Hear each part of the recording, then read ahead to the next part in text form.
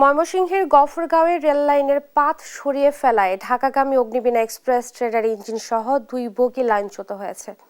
এতে বন্ধ রয়েছে ঢাকা ময়মনসিংহ রেল যোগাযোগ। সোমবার ভোর রাত 5টায় এই ঘটনা ঘটে।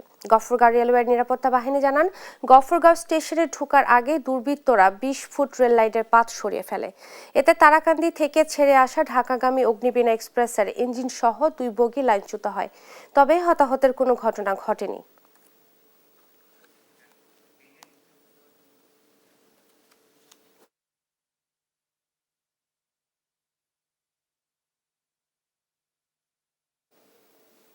এ নিয়ে বিস্তারিত জানাতে ময়মনসিংহ থেকে আমাদের সঙ্গে যুক্ত হচ্ছেন ইলিয়াস আহমেদ। এবং ইলিয়াস, আপনার কাছে জানতে চাইবো যে কেমন পরিস্থিতি দেখছেন সেখানে এবং রেল চলাচল কি স্বাভাবিক হয়েছে কিনা?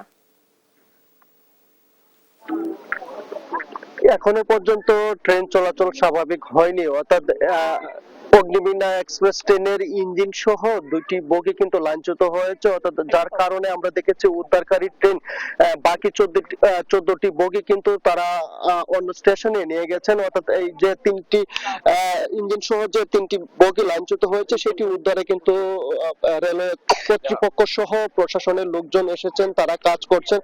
অর্থাৎ গফরগাঁওয়ের 1 কিলোমিটার পূর্বে কিন্তু আমরা দেখেছি এই দুর্বৃত্তরা রেল লাইন কেটে ফেলায় তারা কিন্তু এই স্টেশন সংলগ্ন কিন্তু অগ্নিবীণা এক্সপ্রেস ট্রেনের ইঞ্জিন সহ 3টি বগি লাইনচ্যুত হয়েছে।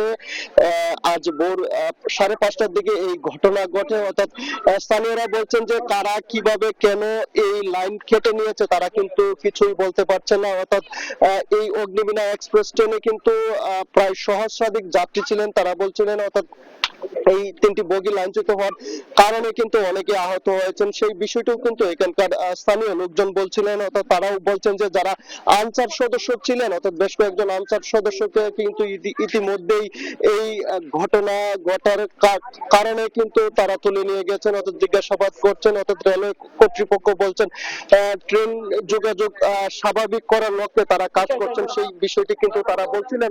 আমরা দেখেছি যে এই ঘটনার পর থেকেই ময়মনসিংহ রেলওয়ে কর্তৃপক্ষ, আইন শৃঙ্খলা বাহিনী তারা ঘটনাস্থল পরিদর্শন করছেন। অর্থাৎ তারা বলছেন যে দুর্বৃত্তরা এই ঘটনাটি ঘটিয়েছেন, অর্থাৎ কারা কেন এটি ঘটিয়েছেন তারা তদন্ত করে ব্যবস্থা নেবেন। এই ছিল আমার কাছে ময়মনসিংহের গফরগাঁও থেকে সর্বশেষ।